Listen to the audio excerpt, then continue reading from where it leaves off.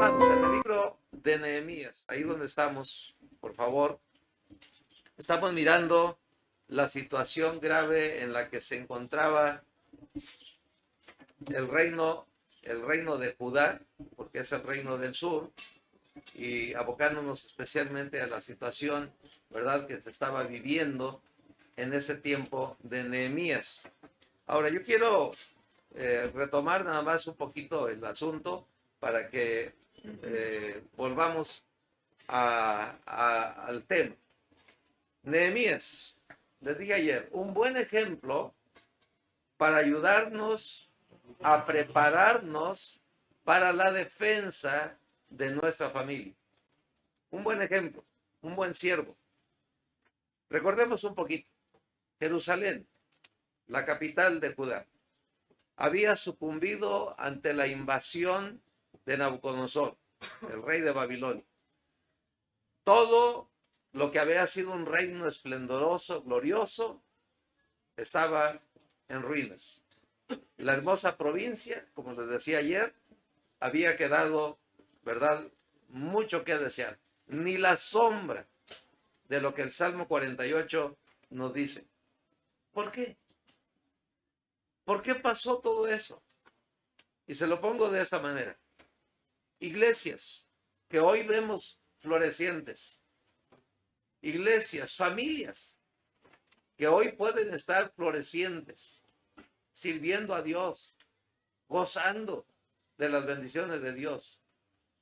¿Por qué de pronto, al paso de los años, al paso del tiempo, aquello se marchita? Aquello que era gozo en aquel hogar, felicidad, de pronto ya no está. ¿Por qué algunas iglesias que antes eran referencia? Me refiero a aquella iglesia, qué bonita, ¿verdad? Y todo el mundo hablaba de ellos. Y de pronto cae. ¿Por qué? ¿Por qué cayó Judá? ¿Por qué cayó Jerusalén? Les voy a decir por qué. Y porque la Biblia lo dice. Su pecado los alcanzó. Los profetas que estaban, que hablaban, ¿verdad?, a la nación, tanto a Israel, el reino del norte, como a Judá, el reino del sur, les hablaban acerca del arrepentimiento, de que se volvieran a Dios, que volvieran a Jehová, que Dios era el único que podía librarlos de sus enemigos. Y en lugar de eso, ¿qué hicieron?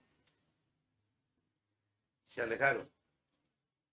Cada vez más el alejamiento de los hebreos, del pueblo de Dios, cada vez más se fue haciendo la brecha más grande. Su pecado los alcanzó. Pero no solamente se alejaron, sino que cada vez más convivieron con los ídolos, con la idolatría, con el mundo de aquel entonces. ¿Puede usted ver una semejanza de nuestro tiempo? De cómo muchas veces creyentes, cuidado con esto, gracias a Dios por ustedes, pero es algo que debemos de tener pendiente siempre, ¿verdad? Y atentos en nuestro corazón. Gente, personas, creyentes que están bien, de pronto los vemos alejarse. ¿Cómo comienza? Bueno, no los vemos un domingo y después otro y después uno sí, otro no, van a la iglesia, después uno sí y tres no, y hasta que de pronto el alejamiento es bastante. Y después, ¿qué pasa? Y después, ¿qué sucede? Comenzamos a escuchar de conflictos, comenzamos a escuchar de que ya las cosas no van bien. Empezamos a escuchar inclusive ya de posibles separaciones, divorcios, problemas en el hogar. Y las cosas vienen abajo. ¿Qué pasó? Bueno, su pecado los alcanzó. El alejamiento de Dios, y no solo eso, sino el convivir más en las cosas del mundo. Tuvieron más atención por las cosas del mundo que por las cosas de Dios. Y la familia, bien, gracias. Y todo aquello hizo que fracasaran. Eso fue lo que pasó realmente con Israel, con la nación hebrea. El profeta Jeremías, ¿cómo le conocen al profeta Jeremías? El profeta llorón, ¿sí? El profeta llorón, casi todo el mundo lo conoce. Y nos preguntamos por qué. Bueno, por su libro, ¿no? Y también por sus libros, tanto el libro de Jeremías como Lamentaciones. Todas las lamentaciones que él hacía. En el capítulo 2, versículo 13, él lloraba por su pueblo. Estoy hablando del libro de Jeremías. En el capítulo 2, versículo 13, él lloraba, sus lágrimas eran por la nación de Israel, por Jerusalén, por el pueblo, ¿verdad? Para que se volvieran a Dios. Otros profetas, como el profeta Isaías. El profeta Isaías, ¿cuántas veces no habló a la nación y en su momento les recordó las palabras que Dios le había dicho? Este pueblo de labios me honra, pero su corazón está lejos de mí. Qué triste, ¿verdad? Cuando un pueblo puede ser que esté en el templo, puede ser que estaba en el templo, en la adoración a Dios, pero estaban pensando, y al salir de aquí, ¿qué vamos a hacer? Estaban planeando ya, si estuvieran en el norte, yo soy norteño, pero si estuvieran en el norte, quizá algunos de los norteños estarían pensando, yo no sé aquí qué estarían pensando, pero en el norte la carne asada y ¿cómo se llama? La discada y todas esas cosas, y nos vamos a juntar y vamos, y tal vez hasta estaban ya saboreando y babeando, ¿verdad? Salivando, ¿cómo dice? ¿Verdad? Saboreándose de todo lo que iban a hacer después. Y el servicio y el culto a Dios, bien, gracias. Se fija cómo nuestro alejamiento no solamente puede ser de no asistir o de no estar, sino aún en nuestros pensamientos, de las cosas que dejamos a veces pendientes o que traemos por ahí pendientes y que nos ocupamos más de eso. Otro profeta, Ezequiel. Yo quiero que vea este capítulo. Ezequiel, capítulo 33, por favor. Busque ahí en su Biblia.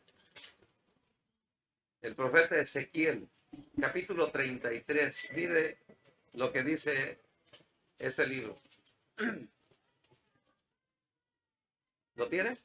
Amén. Capítulo 33, los versos 32 y 33, los últimos dos, 32 y 33. Léalo conmigo detenidamente. Dice, y he aquí que tú eres a ellos como cantor de amores, hermoso de voz y que canta bien, y oirán tus palabras, pero no las pondrán por obra. Pero cuando ello viniere, y viene ya, sabrán que hubo profeta entre ellos. ¿Qué está diciéndoles? ¿Qué está diciendo Dios a través del profeta? Del profeta Ezequiel. Le está diciendo estas palabras. Y miren nada más cómo lo voy a traer a los momentos, a los tiempos actuales. He aquí que tú eres a ellos como cantor de amores. A ver, mencióname uno. Uno que le canta el amor. Y no quieren decir. No, no. ¿Quién sabe, hermano? Nosotros no estamos en este mundo. No somos. Ándele. Muy bien, hermano. Usted de las mías.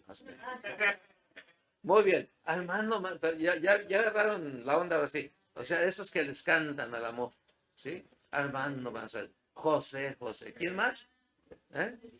Ahí la llevamos, ahí la llevamos. Entonces, fíjense cómo rápido nos empezamos a acordar. Los demás que, no, nosotros, díganos de Pablo para acá, ¿verdad?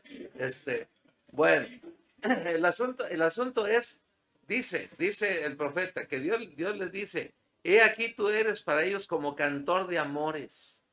Les gustaba la predicación de Ezequiel. Les gustaba. Ezequiel era duro, ¿han leído el libro de Ezequiel? Sus profecías. ¿Han visto cómo les habla? ¿Cómo les dice? Duros, como decir nosotros, cabezas huecas, duros. Bueno, lo estoy diciendo a ellos, ¿eh? Digo, lo que le decía Ezequiel a aquella gente, ¿sí? Y aunque le decía todo eso, les gustaba. Y para ellos la predicación del profeta era bonita, era buena y todo lo que ustedes quisieran. Dice aquí, oirán tus palabras. No, sí van a estar contentos, van a estar felices, van a escucharte, pero no van a hacer nada. Qué triste, ¿no? Qué triste que todos decían amén, que todos decían sí, a Dios, gloria a Dios, porque sí decían amén en el Antiguo Testamento, ¿no es cierto? Y el pueblo dijo, eso está escrito ahí en el Antiguo Testamento. El pueblo sabía decir amén. Hoy en día decimos amén también a las cosas, pero salimos y ahí está el problema. Se nos olvida. Se nos olvida lo que escuchamos, o por lo menos no, algunos no hacen caso. Ya vimos lo que el Señor dijo ayer en aquellas palabras, cuando dijo, todo aquel que me escucha estas palabras y las hace, y el que no las hace, de la misma manera van a venir consecuencias. Y luego dice, pero, versículo 33, pero cuando ello viniere, o sea, de lo que el profeta les estaba predicando, les estaba hablando, pero cuando ello viniere, cuando te des cuenta que tu familia está en decadencia, cuando te des cuenta de tus hijos, cómo el mundo los está jalando y cómo te los ha ganado y cómo los ha devorado, cuando te des cuenta de eso, dice, pero cuando ello viniere, cuando aquellas cosas vinieren y viene ya, y las cosas que les dije ayer ya están. No la estamos mirando a futuro. No estamos mirando como el hermano que escribió aquel libro que les dije, ¿verdad? La familia cristiana, y que escribía un librito antes que decía, ¿a dónde irá la familia? ¿O a dónde va la familia? Que estaba preguntándose y mirando hacia un futuro. Ahorita ya no tenemos que verlo así. Ahorita ya está. Los problemas a los que nos enfrentamos con la familia, con nuestros hijos, ustedes que tienen sus hijos pequeños, que tienen los hijos adolescentes, que tienen jóvenes, que todavía ustedes son responsables por ellos. Para ustedes es el mensaje, para ustedes son este tipo de conferencias. Dice, viene ya, dice, sabrán, si no lo hacen, si no hacen caso, sabrán que hubo profeta en medio de ellos. En otras palabras, se van a acordar que alguien les advirtió, que alguien se los dijo. No se los mandó decir, no se los dibujó por ahí, no se los dijo con toda claridad. En otras palabras, los dichos, esos son, ya aquí eso no lo dice la Biblia, eso lo digo yo. Lo digo, nos parten el queso así enfrente, exactamente, todo. No hay ni para dónde hacerlos. Todo está muy claro. Así fue el profeta Ezequiel. Fue muy claro con ellos y le dijo Dios, cuando eso viniere, sabrán que hubo profeta en medio de ellos. Ahora, hermanos, ¿qué hizo Nehemías? ¿Qué hubiéramos hecho nosotros? Vea usted, cuando escucha Nehemías la situación, volvamos al capítulo 1 del libro de Nehemías, por favor. Libro de Nehemías, capítulo 1. ¿Qué hizo Nehemías? Dice la Biblia que cuando se le dio la noticia, ¿verdad?, de las cosas que estaban pasando. Vamos a leer una vez más ahí el capítulo 1. ¿Lo tienen ahí? Dice, palabra de Nehemías, hijo de Acalías, aconteció en el mes de Quisleu, en el año, hay mucho que decir ahí, pero vamos a ir omitiendo cositas. En el año 20, estando yo en Susa, capital del reino, ya les expliqué por qué dice Susa y no Babilonia, dice que vino Anani, uno de mis hermanos, con algunos varones de Judá, y les pregunté por los judíos que habían escapado, que habían quedado de la cautividad y por Jerusalén.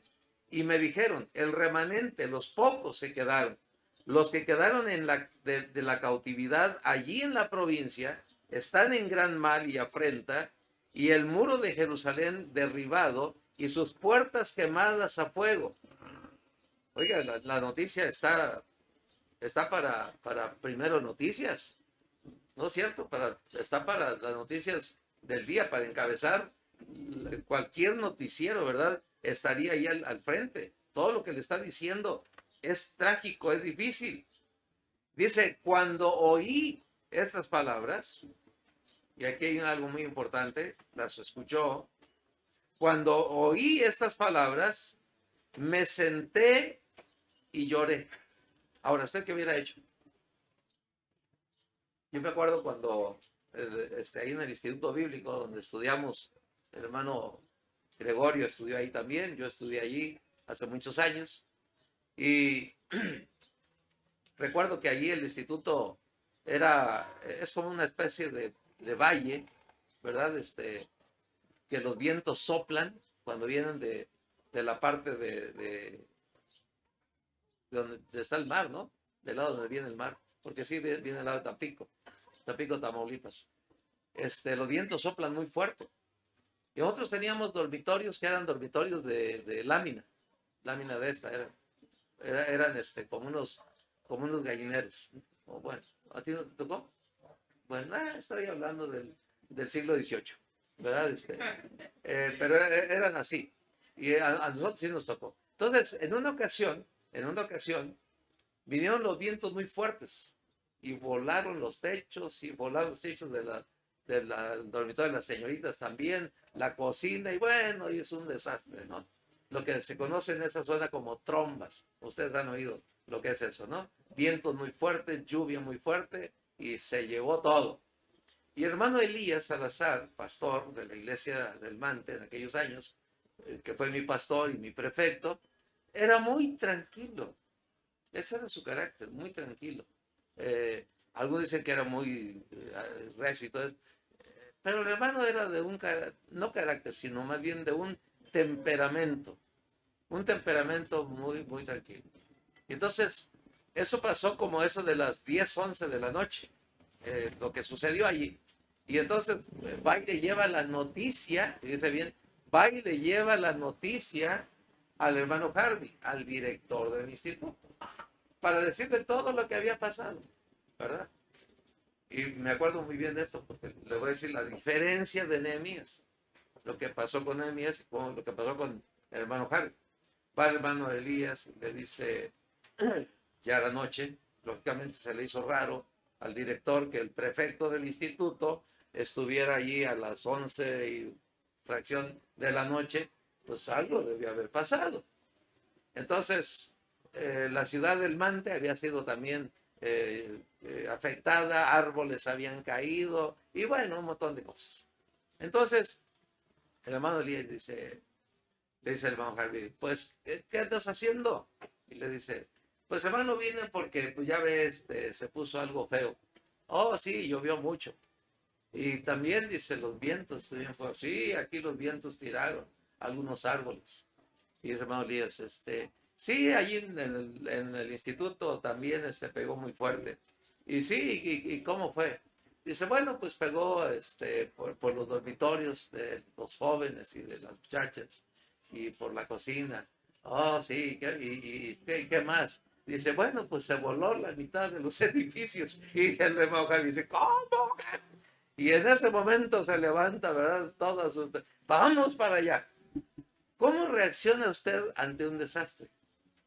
¿Cómo reacciona usted ante una situación? Le dice, por ejemplo, alguien viene y le dice, mira, un maestro o alguien dice, mira, tu niño está metido en cuestiones de pornografía o tu niño está teniendo algunas actitudes algo difíciles o que no sé cómo explicártelas. O fíjate que vimos a tu hija en esto, o sabes qué, cuidado con tu hijo, con tu hija, porque posiblemente esté pasando por alguna situación de violencia. ¿Cómo reaccionaría usted? Esas son cosas difíciles. Dice que Nehemías, lo primero que hizo, dice, me senté. ¿Por qué? Bueno, a veces hay que tomar las cosas con calma, sí, pero hay que ver todo, todo lo que iba a hacer. Él había visto, le habían dicho todo lo que estaba pasando allá en Jerusalén. Él todavía no iba allá, todavía no sabía lo que, no lo había visto, pero oyó.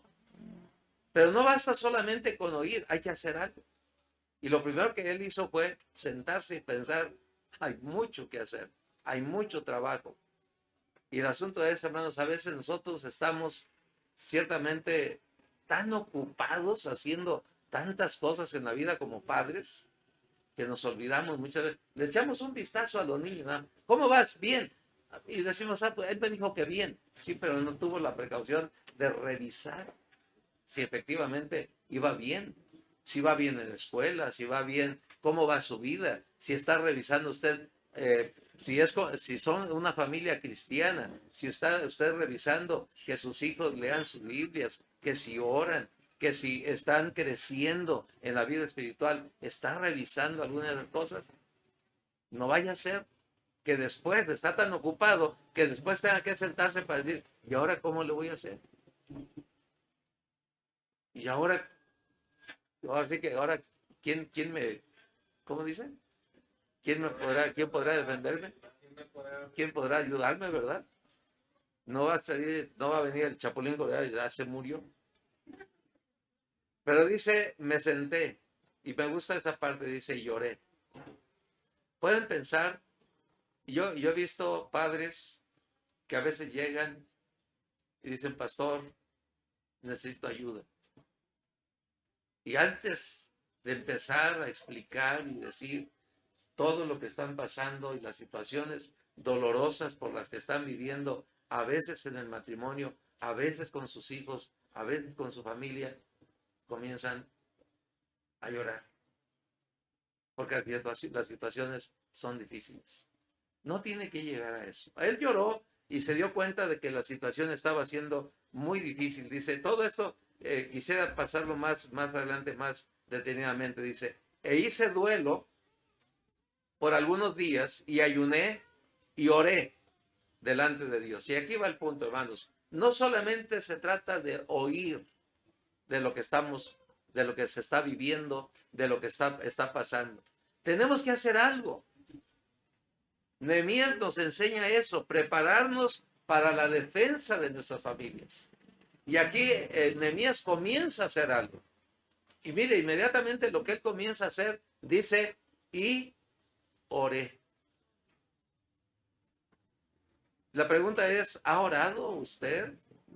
¿Ha tomado tiempo para orar por sus hijos? No importa qué edad tengan. Nosotros tenemos tres. Dios nos dio tres hijos. Dos varones. Uno está aquí. Una mujer y otro varón, el mayor. Y tomamos nuestro tiempo para orar por ellos. Todavía. Ya tienen sus vidas, tienen sus casas, tienen sus hogares. Ya nos dieron 7 nietos. Y oramos por los nietos. Pero hay que tomar tiempo para orar por ellos. ¿Ora usted por sus hijos? Esposas, ¿oran ustedes por sus esposos? Hay una dinámica y que yo no sabía, pero me lo han hecho saber en la iglesia. En la iglesia nos estamos ayudando, pastoreando, ¿verdad? A veces me da pena decir que estoy pastoreando y a veces los dejo 2, 3 domingos, ¿verdad? Que no estoy ahí. No sé cómo los pastoreo a control remoto, ¿verdad? Pero los pastoreo.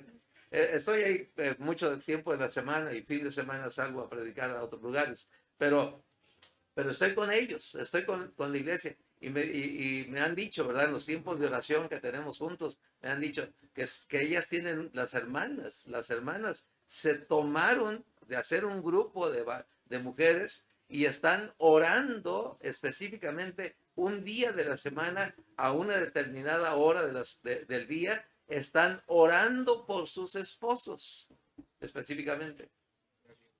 Qué bonito. Cuando yo escuché eso, le dije, adelante, inviten a mi esposa también. Ah, no sé qué. ¿Verdad? Las mujeres están haciendo ese trabajo. Porque así es como debe. Creo que las mujeres deben ocuparse de orar por sus maridos. Y la pregunta es, ¿y los maridos? Dormiditos, tranquilos. ¿Oran por sus esposas? Ay, hermanos, que si la conociera, pues por eso, precisamente por eso, porque no la conozco y usted sí.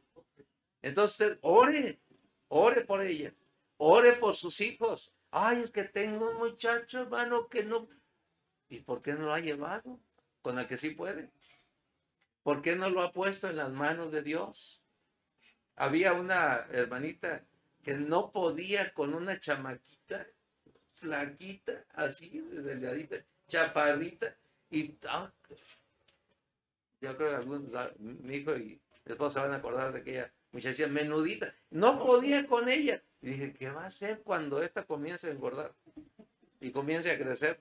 Si no puede ahorita, imagínense más adelante. Y siempre estaba, ¿verdad?, dando la queja. Y un día le dije, mire, hermana, le dije, mire, vamos a acabar pronto. Le dije, y mire cómo está la cosa, ¿eh? Le dije, póngala en las manos de Dios. Ay, pastor, si usted supiera cuántas veces la he puesto en las manos de Dios, y le dije, ¿y la ha dejado ahí? Porque a veces los padres son así. Dice, ay, ya no sé qué hacer, ya no, con este muchacho, con esta muchacha. ¿Hay algunos que han dicho eso? Levanta la mano para orar por usted. No se crean. Pero bueno, sí oraría por usted. Pero ¿cuántos padres se quejan de que no pueden con algunos de sus hijos? Y uno dice, pues, hermana, mire, haga esto, haga aquello. Y uno comienza a darles consejos y algunos lineamientos ahí para la vida, roles y un montón de cosas. No roles de canela, sino roles que tienen que cumplir en el hogar. Cosas que tienen que hacer en el hogar. Pero les da uno consejo y todo eso. Y luego, es que todo eso lo he hecho. Hasta que uno dice, bueno, ¿saben qué? Nosotros, pastores, decimos, cuando decimos esto, cuidado. Pues póngalo en las manos de Dios. Es que ya es lo último. Pero algunos dicen, sí, hermano, lo he puesto en las manos de Dios. Pero ya cuando piensan que ya pueden con Él, Señor, aquí te lo traigo, Señor, ya no puedo con Él, aquí te lo dejo, ¿verdad? Y ahí se lo dejan y se voltean. Señor, en tus manos lo dejo. Y se voltean. Y luego se acuerdan, pero no he hecho, préstamelo, Señor, creo que ya sé cómo hacer. Y otra vez se lo quitan. Otra vez están haciendo el trabajo.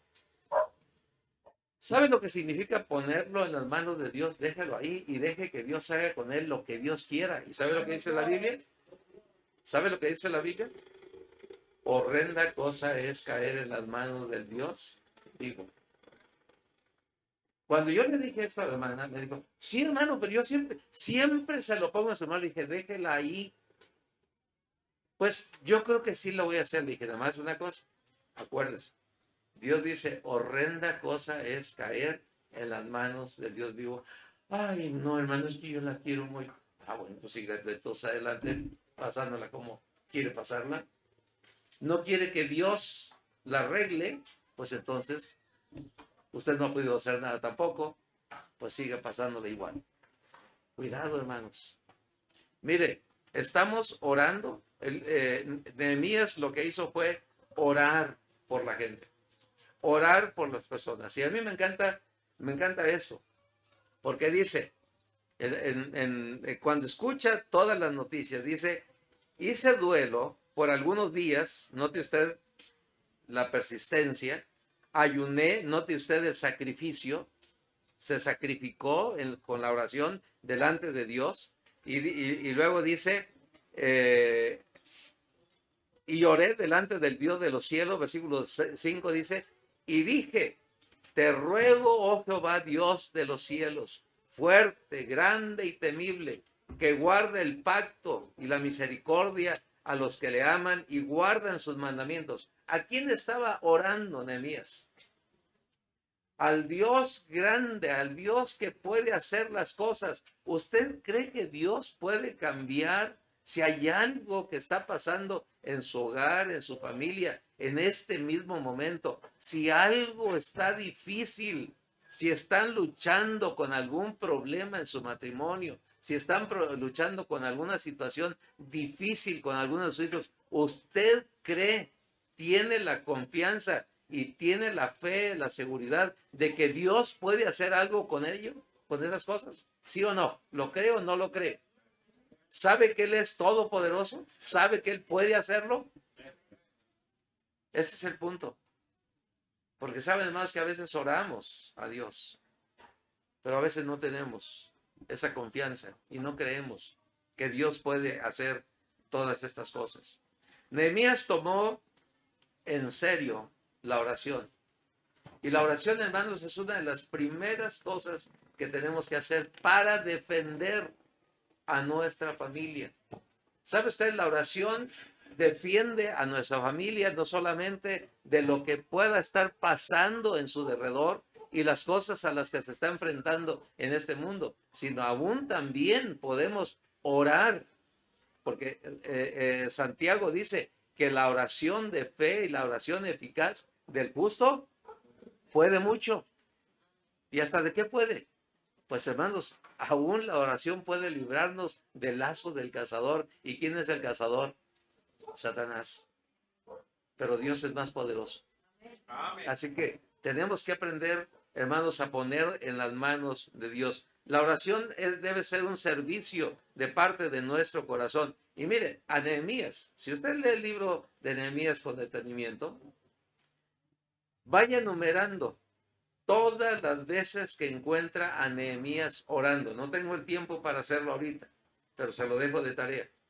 Usted escudriñelo ahí a leer el libro de Nehemías. No es muy largo el libro, pero usted vaya enumerando las veces en que encuentra a Nehemías orando. Y hay por lo menos 9 veces en que Nehemías está delante de Dios postrado en oración.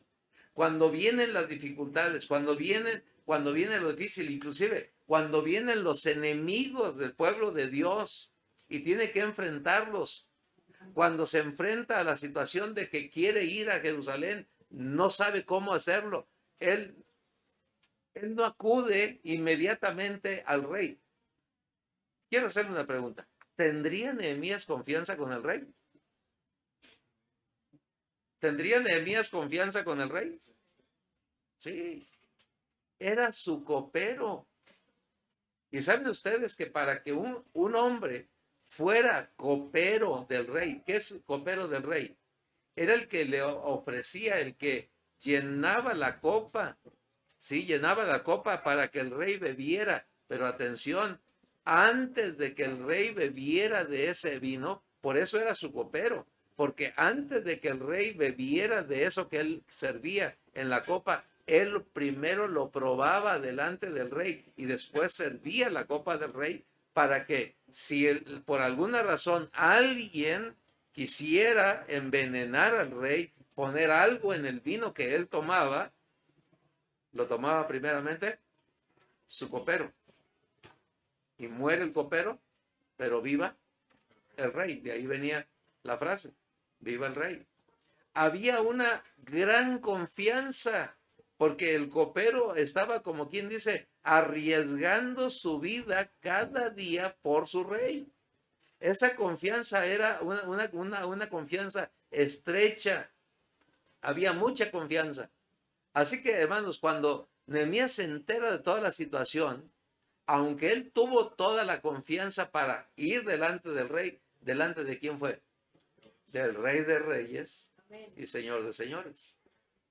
A veces nosotros tenemos la costumbre de que cuando vamos en oración y ponemos en oración a nuestra familia y tenemos ciertas necesidades, siempre lo primero que buscamos es la ayuda de alguien. Y no estoy diciendo que está mal, está bien, es bueno hacerlo, pero no sin antes haber ido a Dios. Es el primer lugar. Nehemías fue a Dios, puso en las manos de Dios a su pueblo, así como usted y yo tenemos que poner en las manos de Dios a nuestra familia, a nuestros hijos, esos pequeñitos que inclusive no tiene que esperar a tenerlos en sus manos. Hay pruebas, y tengo pruebas en la Biblia, ¿verdad? De parejas, de matrimonios que oraron a Dios antes de tener a sus hijos. ¿Se acuerda de Ana? Ana oró antes de tener a Samuel. Así que ustedes, si hay algunos matrimonios jóvenes aquí, si todavía Dios no les ha dado un hijo o una hija, si todavía están, ¿verdad? Planeando su familia, bueno, oren a Dios por esa familia, oren a Dios por esos hijos, oren antes de ellos. Mire lo que dice la Biblia acerca de, nada más les voy a recordar este texto, está en el libro de Génesis. Pero vea usted, y está en un momento crucial en la vida de Abraham. ¿Cuántos hijos tenía Abraham cuando Dios lo llamó? Ni uno, todavía. Y Dios le prometió que a él y a su descendencia le daría toda la tierra, ¿sí? Y cuando Dios le dice, a ti te daré, a ti y a tu descendencia daré toda esta tierra, imagínense a Abraham, usted dice, mi descendencia. Y ve a Sara y dice, ¿para cuándo? ¿O qué? ¿O cuál descendencia? Porque ¿podían tener hijos? No. ¿Qué dice la Biblia? Sara era. Entonces, aquello parecía imposible. Sin embargo, fíjese bien, cuando Dios le revela y habla a Abraham acerca de la destrucción de Sodoma y de Gomorra, dice unas palabras muy importantes. Dice Dios, voy a ocultarle a Abraham, mi amigo, lo que voy a hacer, sabiendo que él, y luego dice todo lo que espera de él, y entre una de las cosas dice, sabiendo que él enseñará a sus hijos después de él. Fíjense. O sea, ahí está algo profetizado con respecto a sus hijos y algo que Abraham iba a hacer con sus hijos, aún antes de tenerlos. Así que, hermanos, si alguno de ustedes todavía no tiene sus hijos, ore por ellos antes de tenerlos. Y si ya los tiene, con mayor razón, póngalos en la mano de Dios. Solamente Dios sabe, ¿verdad? Cuál es el destino, el final de ellos, pero póngalos en las manos de Dios. Nehemías es un hombre de oración. Cada vez que se le presentó una situación como esta, la primera opción que él tuvo fue orar. Orar. Usted dirá, hermano, ¿para eso estamos aquí? No. Estamos preparándonos para defender nuestra familia. Y una de las primeras cosas que tenemos que hacer es orar, ponerlos en las manos de Dios. Aquella oración, hermanos, era una oración llena de compasión y luego también dice, lloró. ¿Se acuerdan ustedes alguien más que lloró por Jerusalén? El Señor Jesús. Cuando miró la ciudad, no estaba destruida, estaba gozando en los tiempos de Jesús de cierta gloria, porque había sido reedificado el templo y la ciudad lucía, no quizá igual como en los tiempos de David y de Salomón, pero era una ciudad bonita en ese tiempo, pero una ciudad entregada a la idolatría, olvidada de Dios, sin esperanza. Y cuando Jesús la ve, dice, lloró sobre ella. Cuando usted ve a sus hijos dormidos, que parecen angelitos, no despiertos porque parecen otra cosa, pero cuando los ven como dormiditos, ¿verdad? En su cama, ora por ellos, ha llorado por ellos. Señor, que pueda yo ver en este niño, en esta niña, el futuro que tú tienes para él, para ella. Ore por sus hijos, pero ore decididamente. Cuando él oró, fue sincero, hasta las lágrimas, dice, derramó ahí. Y luego dice que se sacrificó, porque dice, ayuné. Ayuné, no desayuné. Ayuné, eso significa, se privó del alimento, pero se privó del alimento de una manera correcta, adecuada. No es, me voy a poner en ayuno y a ver si bajó de peso ahí de pasadita. No se trata de andar buscando, ¿cómo se llama? De andar buscando, ¿cómo se le llama cuando usted se pone a dieta? Estética. ¿Sí? No se trata de andar buscando estética. sino se trataba en ese momento de que a causa de la situación que tenía enfrente, aún hasta el apetito se perdió, pero por causa de la oración. Ese es el ayuno verdadero. Cuando usted pierde inclusive el apetito y sacrifica una hora de comida para estar en oración delante de Dios. Y luego dice, ven la persistencia. No fue por un día, no fue por un rato, no fue nada más cuando tenía el problemón encima. Dice, oré por algunos días. Algunas versiones antiguas dice por varios días, lo que significa que se mantuvo persistente en la oración. A veces acostumbramos a orar por nuestra familia, acostumbramos a orar por nuestros hijos o por nuestro hogar, por nuestro matrimonio, y oramos en el momento cuando tenemos el agua, ¿verdad? Hasta casi cubriendo, ¿verdad? Nuestra nariz.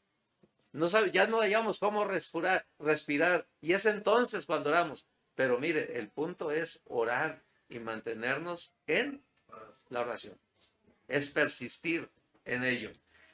Y luego Nehemías hace una cosa más. En el capítulo 4. Vamos al capítulo 4, hermanos, y con esto terminamos para esta tarde. Capítulo 4, por favor. Libro de Nehemías, capítulo 4. Dice en el versículo 1. Cuando oyó Sanballat que nosotros edificábamos el muro, ¿qué empezó a hacer? Se enojó, sí, pero ¿qué empezó a hacer Nehemías después de orar? Edificar el muro. Ahí es un punto muy importante. El día de mañana, Dios mediante, voy a tomar un tema de cómo edificar ese muro. Ahora solamente lo que quiero es terminar diciendo, hermanos, la estrategia de ese hombre. Sabía que el pueblo no podía estar seguro dentro de la ciudad. No importa lo que hicieran adentro, que arreglaran sus casas. Por ejemplo, ¿qué necesidades había? Arreglar sus casas, sí. Necesidades espirituales, levantar el templo, porque el templo había sido destruido. Entonces, Nehemías no comenzó, vamos a construir el templo. ¿Era una necesidad? Sí, pero no comenzó por ahí. Nehemías sabía que había otra cosa que hacer, que la gente escuchara de la ley de Dios. En un momento dado encontramos a Esdras, como dije, ¿verdad? En un púlpito, puesto de pie y leyendo la ley de Dios a todo el pueblo. ¿Sí? Y aquello era necesario. Pero fíjese una cosa, ¿de qué servía un templo? Estar listos para la oración a Dios, cambiar muchas cuestiones sociales que había problemas en la nación, había muchos problemas sociales entre ellos mismos que era necesario cambiar y lo tuvo que hacer. Por ejemplo, entre algunas de las cosas, hasta dónde habían llegado los habitantes de la ciudad y hasta dónde se habían dejado ir, o hasta dónde habían dejado de recordar de qué clase de pueblo era, al punto de que aún sus principales, cuando hablo de sus principales, hablo de sus príncipes, los hombres fuertes, poderosos, que tenían que estar al frente del pueblo, comenzaron a hacer alianzas y a casarse con mujeres extranjeras, cosa que no tenían por qué hacerlo, pero se les olvidó qué clase de pueblo era. Y hubo una mezcolanza ahí y empezaron a tener problemas morales, problemas económicos, había de todo. Por eso dice, estaban en afrenta, en una vergüenza total. Todo eso había que arreglar. Nehemías sabía que tenía que arreglarlo, pero ¿por dónde había que comenzar? Seguridad para el pueblo, seguridad para los habitantes. Y para eso era necesario construir o levantar, reedificar el muro. En otras palabras, proteger a la ciudad. Les preguntaba ayer, hermanos, la pregunta que les hice, cuando mandamos a nuestros hijos a las escuelas, cuando salen a nuestros hijos a convivir tal vez con algún amiguito. No sé si algunos de ustedes les han dicho o ha habido esta situación de que, mamá, ¿me dejas ir a quedarme con fulanito? ¿Me dejas ir a quedarme con mi amiguito, con mi amiguita, verdad? ¿Puedo ir? Lógicamente usted investiga, ve qué clase, quién es su amiguito o quién es su amiguita. O mamá, vamos a tener una pijamada. ¿Han tenido algo así en algún momento con los hijos? ¿O eso nomás pasa en Querétaro? Yo creo que no, ¿verdad? Pero algunos piden permisos así. Cuando usted los deja ir con algunos de esos amiguitos que no son cristianos, algunos no son creyentes, ¿cómo los manda? Así como sucedió, como les decía anoche, en el tiempo de los filisteos, que salieron a la guerra y no había más que 2 espadas y las tenía el rey y su hijo, y los demás estaban desarmados. ¿Cómo mandamos a nuestros hijos a enfrentar al mundo, a enfrentar en sus escuelas, lo que escuchan, lo que ven, con lo que conviven? ¿Cómo los estamos mandando? ¿Cómo los estamos protegiendo? ¿Cómo estamos buscando que sus vidas tengan esa seguridad moral, espiritual? Bueno, hablaremos de algunos principios de cómo levantar ese muro, pero Nehemías lo que hizo fue estratégicamente, dice, levantar el muro. Ahora dice, cuando yo Sanbalat, ¿quién era Sanbalat? Bueno, uno de sus opositores, uno de sus enemigos. Cuando yo Sanbalat, eran 3, ¿se acuerdan ustedes de quiénes eran los 3? Sanbalat, Tobías y Gesem. Si alguien tiene triates, ahí están 3 nombres. ¿Verdad? Si le gustan. Eran árabes, esos eran árabes.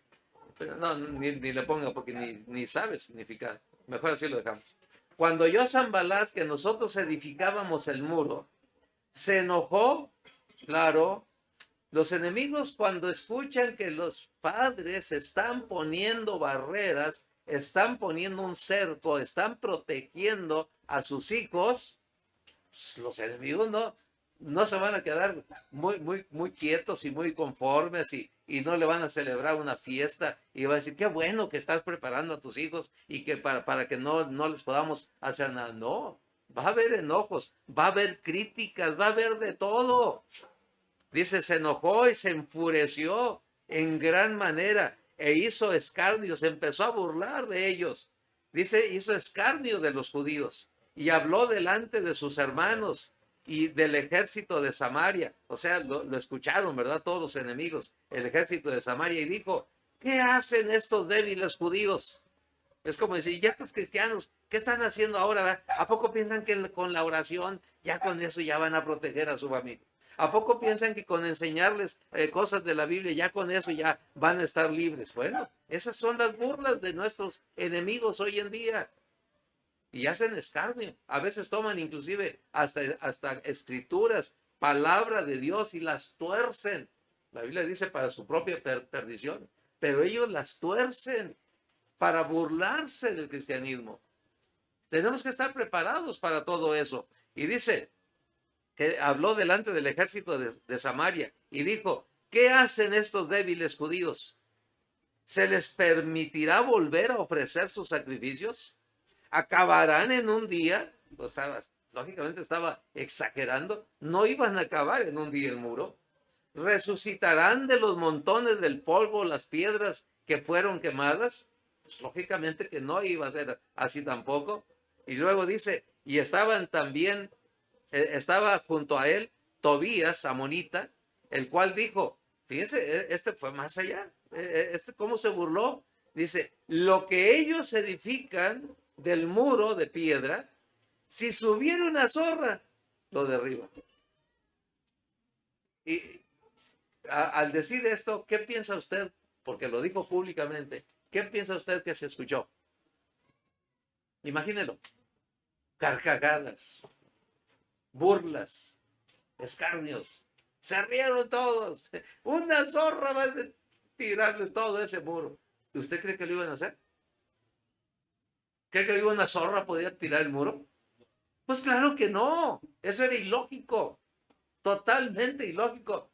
Pero muchas veces, hermanos, muchas veces, cuando los enemigos llegan a la mente, ¿saben qué? Nos derriban el muro antes de que lo construyamos. Cuidado. Esos enemigos eran terribles. Se enojaron. Hubo furia por parte de Sanbalat. Por parte de Tobías hubo burlas. Y así cada uno de ellos fue aportando, ¿verdad?, en contra de lo que hacía Nehemías. Dice, y estaba junto a, versículo 8, dice, oye, oh Dios nuestro. Aquí comienza Nehemías. ¿Qué hizo Nehemías? ¿Usted qué hubiera hecho? Honestamente, ¿usted qué hubiera hecho?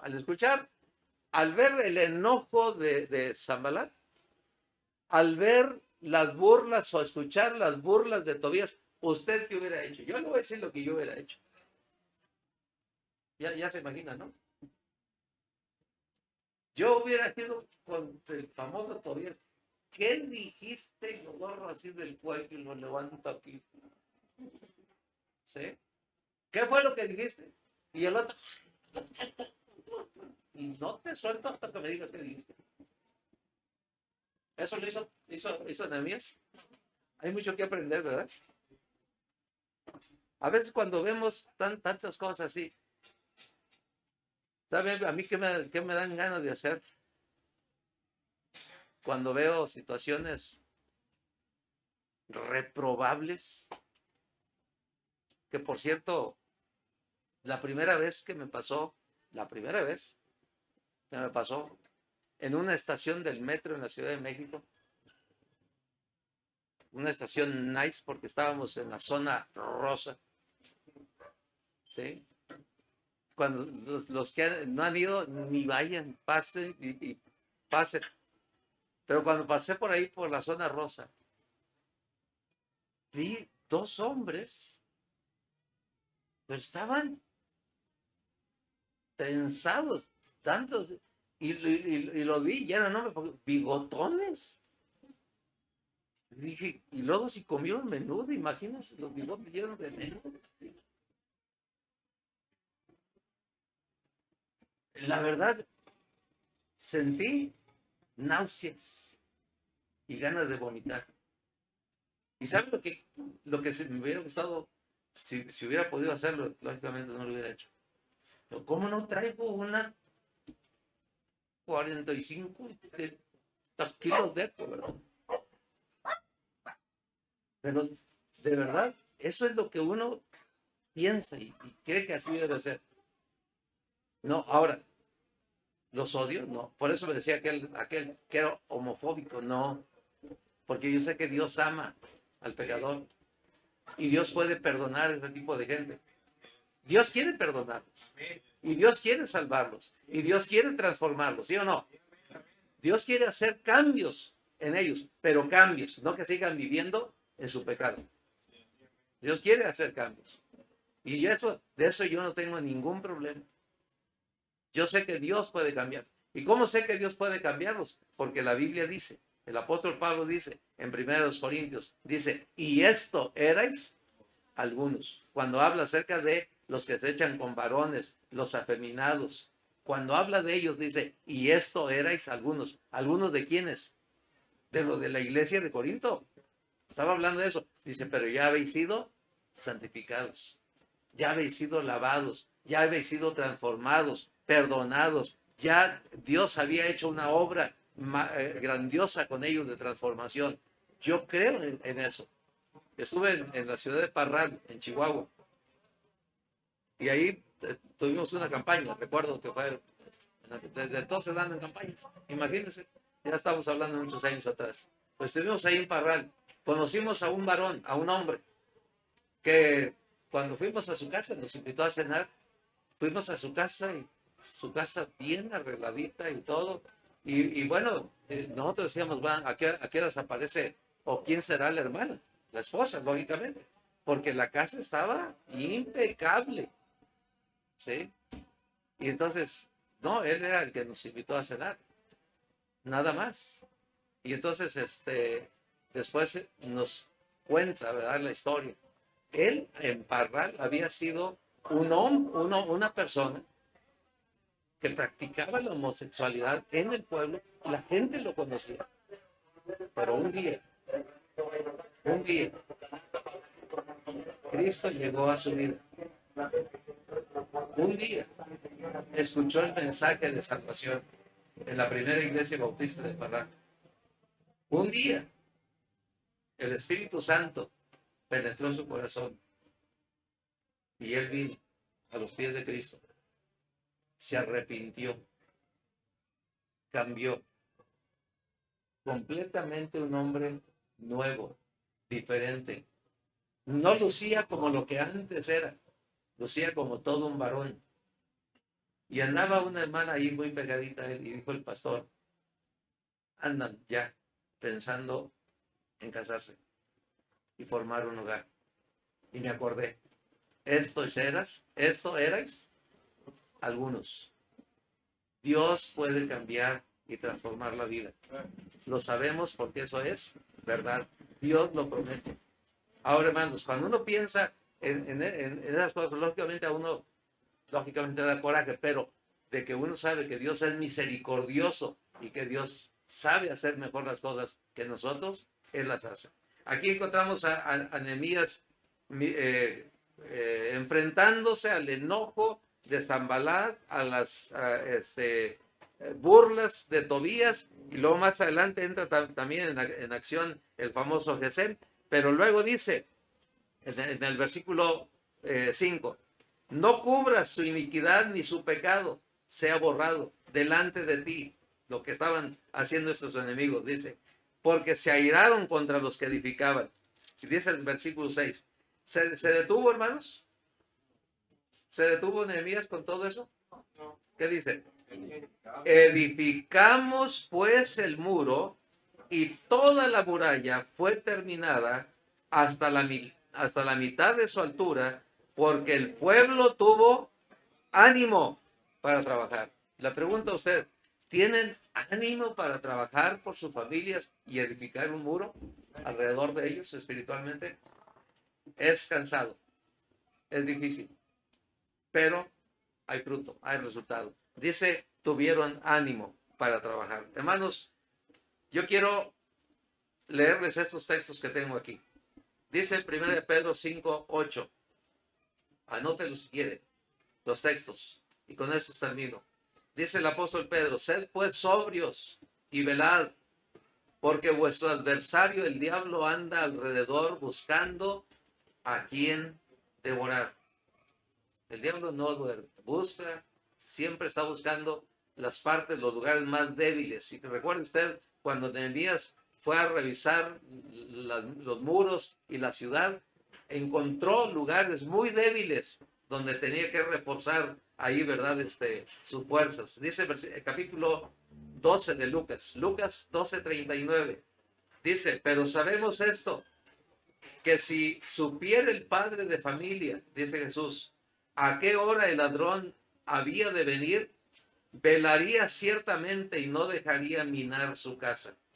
Así que atención, Jesús nos dice claramente, si usted sabe a qué hora, en qué momento alguien puede llegar a su hogar y robar esa paz, quitar esa paz, esa seguridad que hay en su hogar, dice, si usted lo supiera, pues entonces estaría siempre pendiente en qué momento lo va a hacer, pero como no sabe, entonces velar y orar, y orar.